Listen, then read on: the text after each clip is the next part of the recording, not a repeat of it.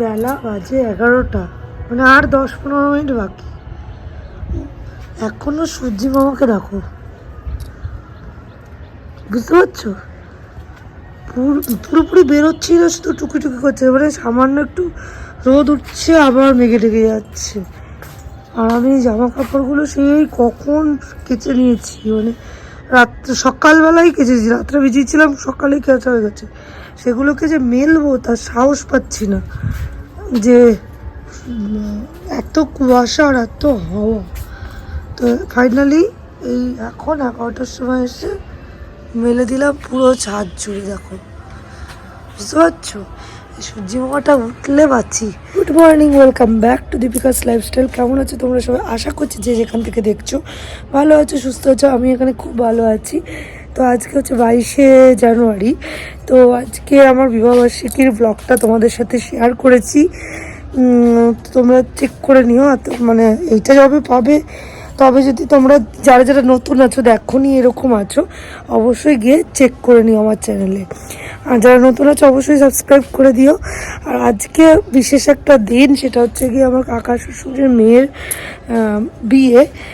তো বলতে পারো যে এত 11টা এত বেলা অবধি এখানে কী করছো। কী বলতো, আমাদের পাপানের আজকে এক্সাম হওয়ার কথা ছিল, কিন্তু সেটা ক্যান্সেল হয়ে গেছে। কিন্তু ওর এক্সাম 24 তারিখ থেকে ফাইনালি স্টার্ট হচ্ছেই, যার কারণে আজকের দিন যেহেতু বিয়ে, সেহেতু সারাটা দিনই ওইখানেই থাকবো, ওখানেই মানে একটুখানি টাইমের জন্য আসবো, আবার বাড়ি আবার বিকেলবেলায় চলে যাব। আজকে টোটালি পাপানের একটু ফোটাও পড়াশোনা হবে না, তার কারণে পাপানকে একটু পড়তে বসানোর ছিল, পড়তে বসিয়েছিলাম। তারপরে হচ্ছে কালকে অনেক রাত অবধি পড়াশোনাও করেছে, যেহেতু একটা দিন পুরো গ্যাপ একটা অ্যানুয়াল এক্সামের আগে, তার জন্য একটুখানি পড়িয়ে নিলাম। বাচ্চা মানুষ তো, না পড়ালে হবে না, এই হচ্ছে ব্যাপার। আবার আনন্দটাও দরকার, তো সেই কারণে হচ্ছে গিয়ে একটুখানি দেরি হয়ে গেল। তবে হ্যাঁ, বেরোবো, এই রেডি সেডি হবো। মেন কাজ হচ্ছে কি শ্যাম্পু করতে হবে। আমার কালকে সানডে ছিল, তাই জন্য আমি শ্যাম্পুটা করে রাখতে পারিনি। খুব ভালো হতো যদি কালকে শ্যাম্পু করতাম। সানডে করে আমি আর শ্যাম্পু করি না, যেহেতু ছেলের জন্মবার। তো আজকে আমাকে করতে হবে, তাই রোদের অপেক্ষা করছিলাম, যে একটু রোদ যদি একটুখানি ওঠে তাহলেই আমি শ্যাম্পুটা করেই চলে আসবো। তো ফাইনালি মনে হয় উঠবে। তো বেশি দেরি করবো না, গিজারটা চালাই। ঠান্ডাতে তো জমে যাচ্ছি, করতেই হবে শ্যাম্পু, আজকে কিচ্ছু করার নেই। তো শ্যাম্পুটা করে হেয়ার ওয়াশ করে তারপরে আমাকে বেরোতেও হবে। দেখি মার জন্য, মা তো বলেছে ডালিয়ার খিচুড়ি করতে, তো ডালিয়ার খিচুড়িটা একটুখানি প্রেশার কুকারেই বসিয়ে দেবো। আর তারপরে আমি বেরোবো। একটুখানি প্ল্যাকিং করা হয়নি, কিচ্ছু করা হয়নি। অ্যাকচুয়ালি ওর বাবার ডিউটি পড়ে গেছিলো, কালকে ইভিনিং ডিউটি ছিল, তার জন্য আমি কোথাও বেরোতে পারিনি। তো এখন যাব, প্ল্যাকিং করে বাজারে টুকিটাকি একটু কিনতে হবে, কিনেই বেরিয়ে যাব। তো চলো দেখতে থাকো সারাদিন কি করি না করি, তারপরে তোমাদের পরে দেখাচ্ছি। ওখানে বিয়ে বাড়িতে গিয়ে কিছু যদি শেয়ার করতে পারি অবশ্যই করবো। সো গাইস, এই তো রেডি হয়ে নিয়েছি। এখন বাজে হচ্ছে গিয়ে 2টো বাজতে পরে 2টো মতন। তো এখন এই যাচ্ছি, এই যে পাপান রেডি হয়ে নিয়েছে, ওদিকে ওর বাবা নতুন জামা পরে রেডি হয়ে নিয়েছে। তো চলো, এই হচ্ছে। জানিও কারণ আজ তুমি প্রয়োজন, জানিও কারণ তবু অগোছালো মন, কাল রাতে ঝরেছে পলাশ, জানিও কারণ তুমি মিশেছো হাওয়ায়, জানিও কারণ তবু ভালো লেগে যায় জীবনে বাঁধি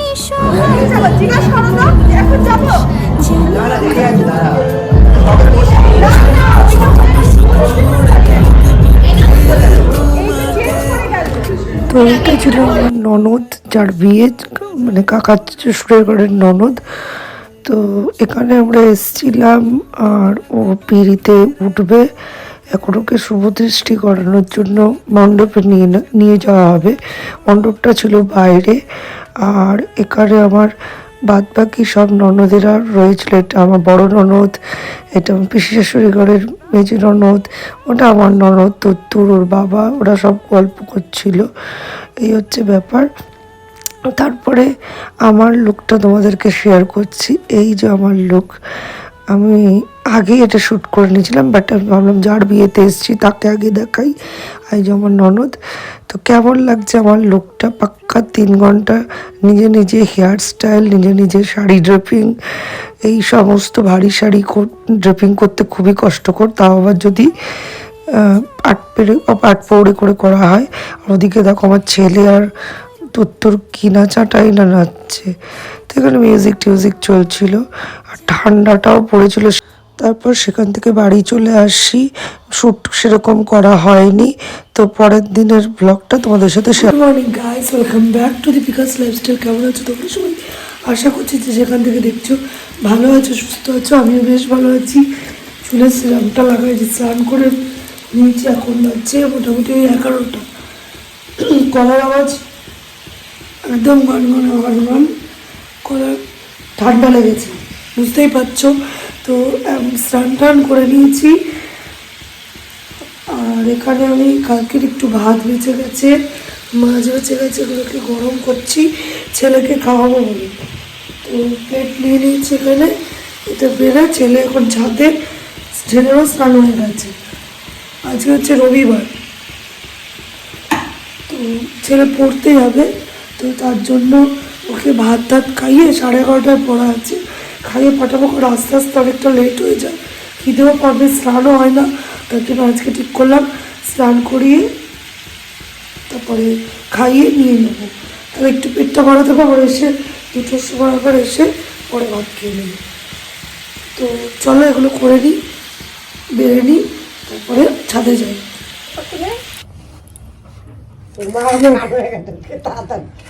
আমি গরম জল পাবো করে নেবো। দাও, গরম জল পাবো বলে? হ্যাঁ, এখন নামলে পাবো বল। যাও, আনোয়ার কারণ আছে। আমি নামিয়ে আবার উঠবো, নামিয়ে গাইস পাপানকে পড়তে দিয়েছি অনেকক্ষণ আগে। তারপরে এসে রান্না বান্না হাত দিলাম, স্নান তো হয়ে গেছে। তো রান্না বান্নার মধ্যে কী কী করেছি, মানে করার জন্য প্রস্তুতি নিয়েছি সেটা দেখাই। মাছগুলো ভেজে রেখেছি, পাবদা মাছ। এখানে মশলা কষাচ্ছি। আর এখানে ভাতটা হয়ে গেছে। আর এখানে হচ্ছে গিয়ে ওই মানকচুটা ভাতে দিয়েছিল, মানে সেদ্ধ করেছি।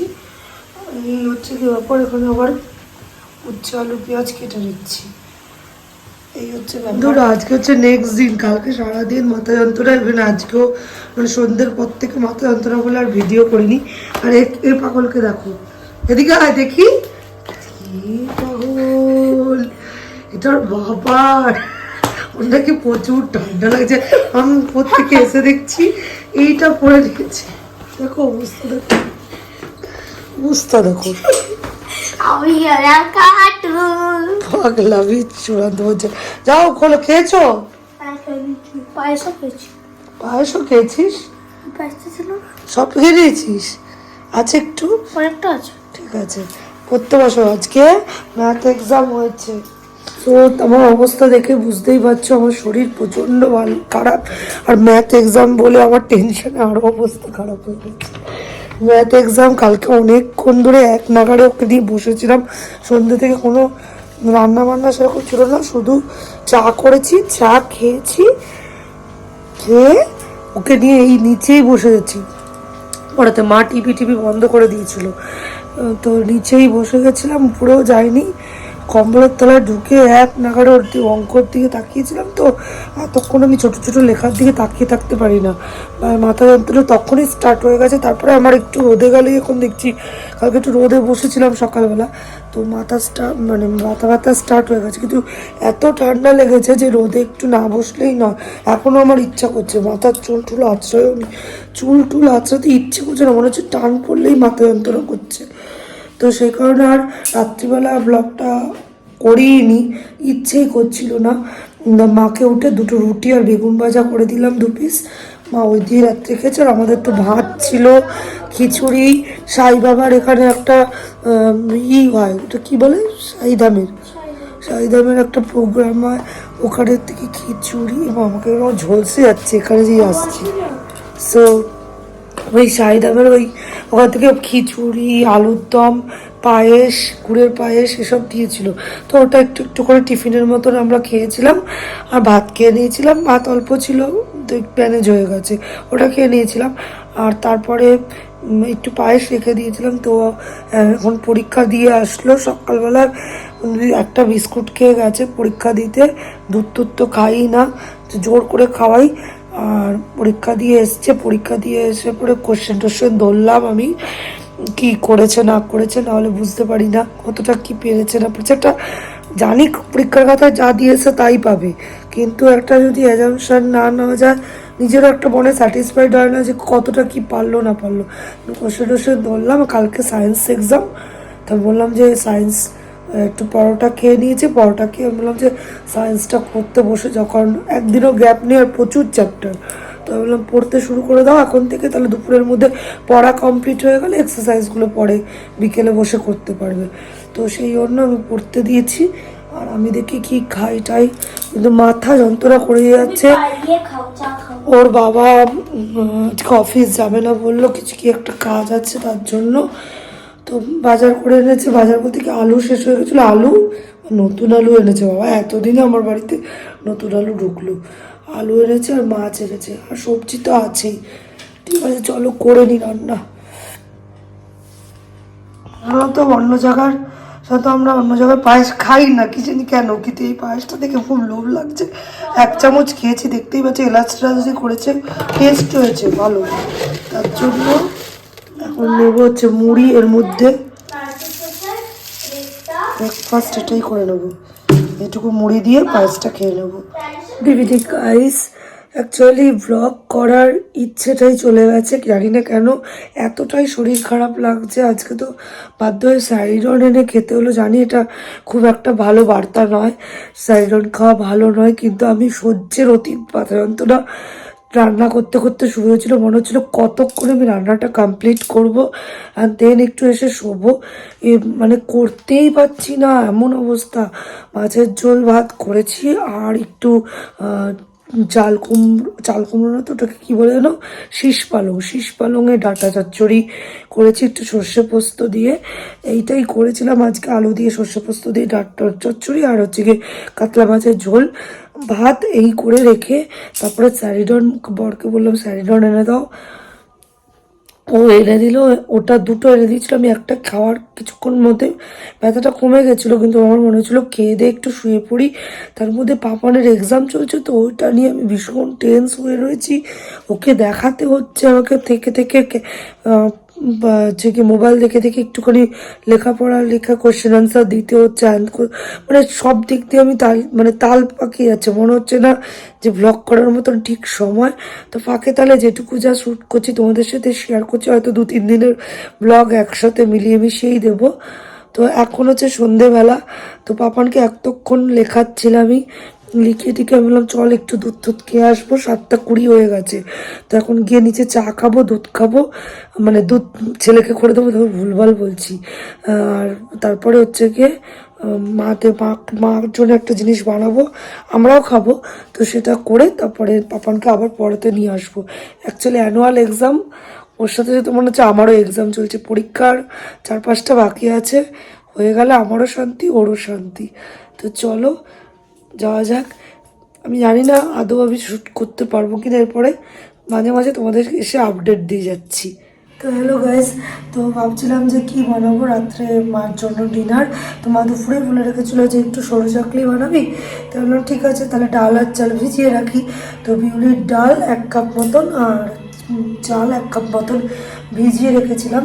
তো এখানে ব্যাটারটা তৈরি করে নিয়েছি, এর মধ্যে দিয়েছি মৌরি আর নুন দিয়ে ভালো করে পাতলা পাতলা করে, দেখো কনসিস্টেন্সিটা একদিন বানিয়ে তোমাদের দেখিয়েছি, একদম পাতলা করে, মানে একেবারে পাতলা নয়, মানে পাতলার থেকে আবার একটু গাঢ়, কিন্তু এরকম কনসিস্টেন্সিটা রয়েছে, বুঝতেই পারছো। ধরো ব্যাক ক্যামেরা দেখে যে বুঝতে পারছো? এইরকম ব্যাটারটা করেছি। আর এখানে হচ্ছে গিয়ে তেল নিয়ে নিয়েছি, একটু রিফাইন তেল। আর এই ব্রাশটার সাহায্যে এখানে অলরেডি আমি তাওয়া বসিয়ে দিয়েছি, চাটুটা বসিয়ে দিয়েছি। এটাকে একটু মিডিয়াম আঁচে করে দেব, দিয়ে এর মধ্যে আমি ব্রাশটা দিয়ে একটু অয়েল ব্রাশ করে নেব। খুব বেশি তেল লাগে না, বুঝেছো? এটাকে একটুখানি জাস্ট এটা ওঠাতে যাতে সুবিধা হয় তার জন্যে একটু হালকা অয়েল ব্রাশ করে নিচ্ছি, ঠিক আছে? এইবার কি করব জিনিসটাকে, এইবার এই ব্যাটারটার থেকে এটাকে একদম সিমে প্রথমে করে দিই, প্রথমটা তো।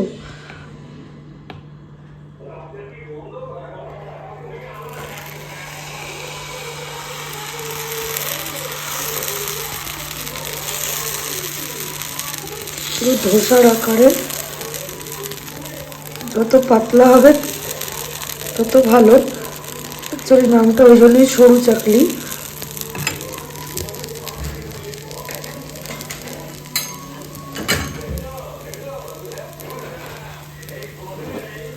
দেখতেই পাচ্ছ এরকম একটু আঁচটাকে বাড়িয়ে দেবো, তাহলে ক্রাঞ্চি ভাবটা হবে।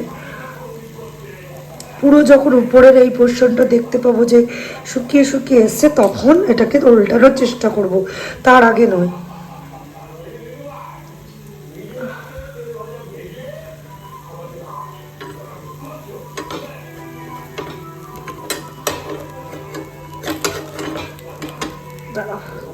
প্রথমটা কেটে গেছে, ভেঙে গেছে, সেকেন্ডটা দিয়েছি, দেখা যাক কি হয়।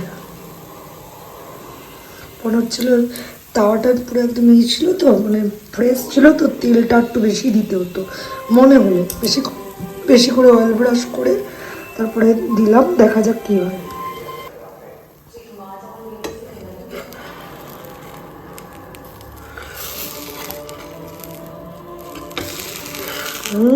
সুন্দর। যেটা মনে করেছিলাম তেলটা একটু কম, মানে প্রথমটা হতো তার জন্য। এবার ঠিক হবে, ভয় পেয়ে গেছিলাম জানি যাবে নাকি কেচিয়ে। এবার ঠিক আছে। এই ছিদ্র ছিদ্র না হলে সরু চাকি মনে হয় না। আগের দিন করেছিলাম একটু ভারী হয়েছিল, আজকে একটু তাই জন্য পাতলা করেছি।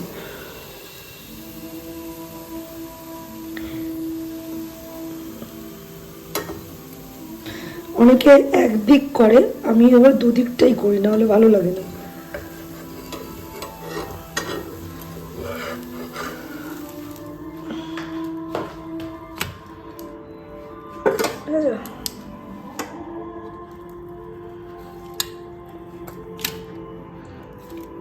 থাক, সেকেন্ডটা করবো।